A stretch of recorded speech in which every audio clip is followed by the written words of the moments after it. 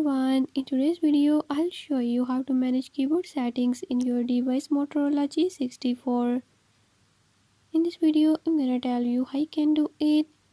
But before we get started, don't forget to hit the subscribe button and ring the notification bell. Make sure to watch complete video and learn how you can do it.